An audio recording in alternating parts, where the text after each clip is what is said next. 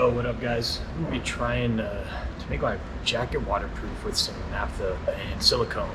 Got this, I don't know, recipe from Nighthawkinlight on YouTube, and I wanted to try it out. He did it for an old bed sheet to make a waterproof tarp, but I have a jacket that's just not waterproof anymore.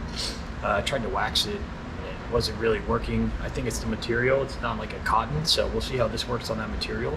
I'm just gonna try with like a 50-50 mix of the silicone caulk, and this is the one I'm using. I think the important part is that it's silicone 1. The solvent I'm going to use is naphtha, but I'm in California and they don't sell naphtha anymore. But this Coleman Camp Fuel is pretty much the same thing from what I've read. So obviously it's really flammable, so you got to be careful. I got a fan going. And yeah, let's see how this goes. Okay, so the audio wasn't very good here, but I'm just explaining that I put the silicone in this trash bag I had, showing you about how much I got.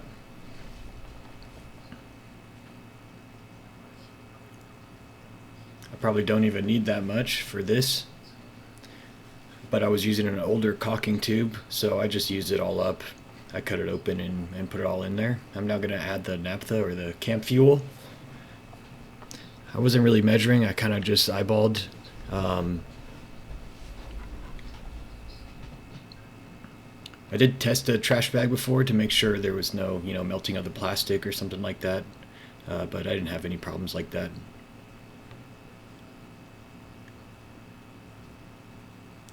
So now I'm giving you guys a little show. Just squeezing and stroking it, massaging it. But I'll just do it over the bucket in case it does happen to burst. Now it's getting all blue. As I massage it, it's turning all blue.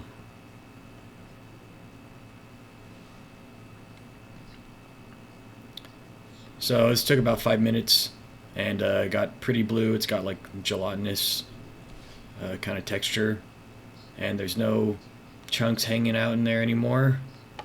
Can't really see it in the video, but I promise you there's no more now. And now we're gonna paint it on with my makeshift paintbrush.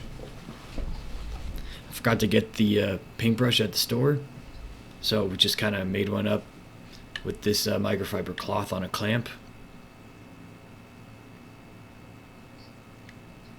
Hoping it doesn't melt the cloth. I didn't test that, but it doesn't end up doing that.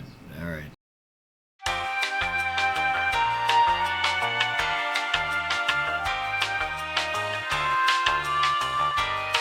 This would be a lot easier with an actual paintbrush, but it works.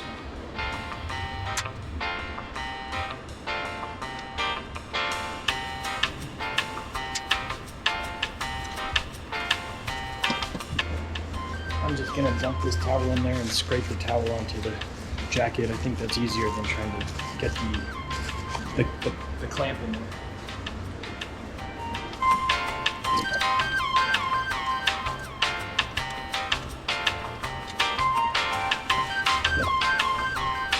So I don't know if this piece was like just didn't dissolve, or if it comes out if you leave it open.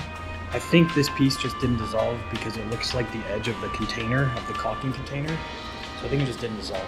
I'm sure you have a time limit on how long you can use this, but I don't think that's what this is.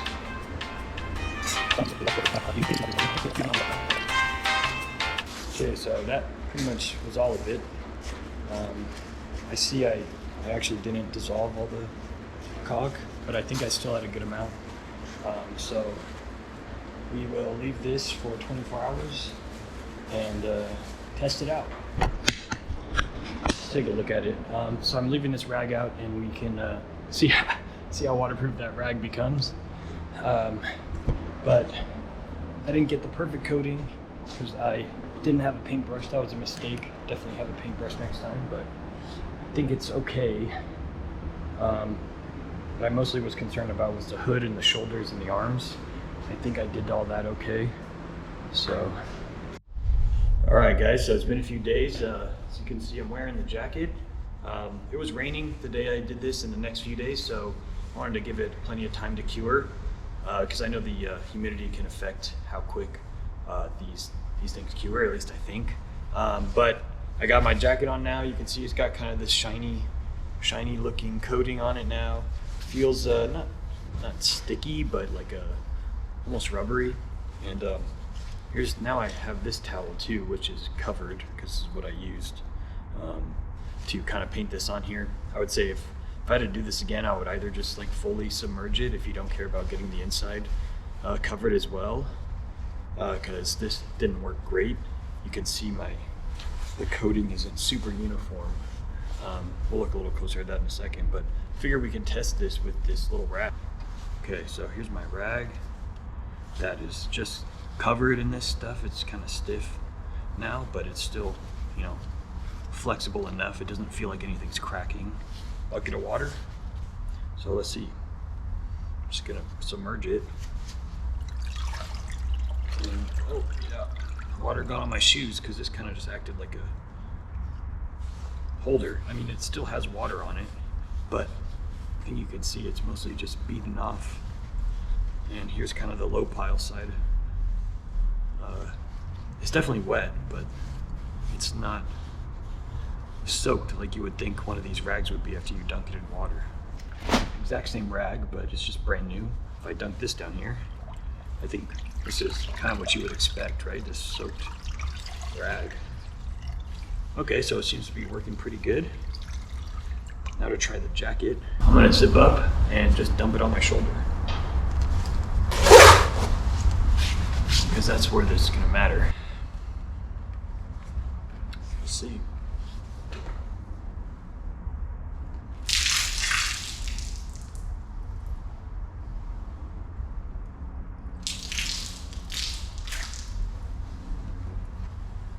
So this is the result of that. Water's beating up mostly. Trying to think, can I feel this through?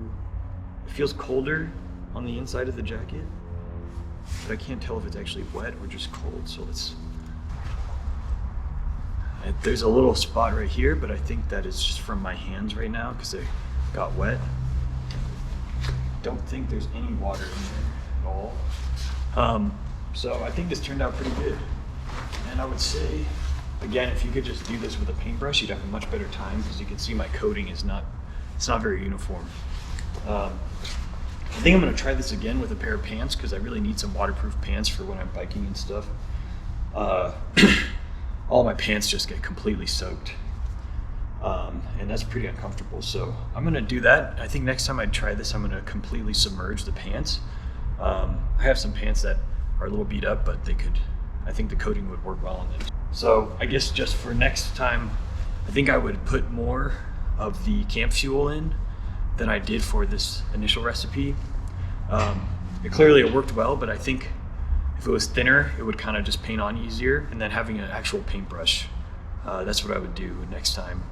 But if you just want to eyeball it, I mean, clearly it works fine. I did find though that at the bottom of the bag that I was using, there was a lot of undissolved silicone, so I'm not sure if I just needed to mix it up more or if I had just fully saturated the camp fuel to where no more could even dissolve into it. I had a pretty much new one of these, not completely new. I had maybe the bottom of the plunger on this down to here right now, and the one I used was like maybe here, and that was plenty for this jacket, and I think even more so if you dilute down the silicone with more camp fuel to have a thinner solution. I think you could easily do a piece of clothing. If you follow Nighthawkinlight's video and just measure the volume the way he did by pushing your garment down to guess how much volume you need, it's probably a better idea, but I didn't really have a bucket to measure. I have my Home Depot bucket, but there's no measuring mark, so I just kind of eyeballed it, and it was fine.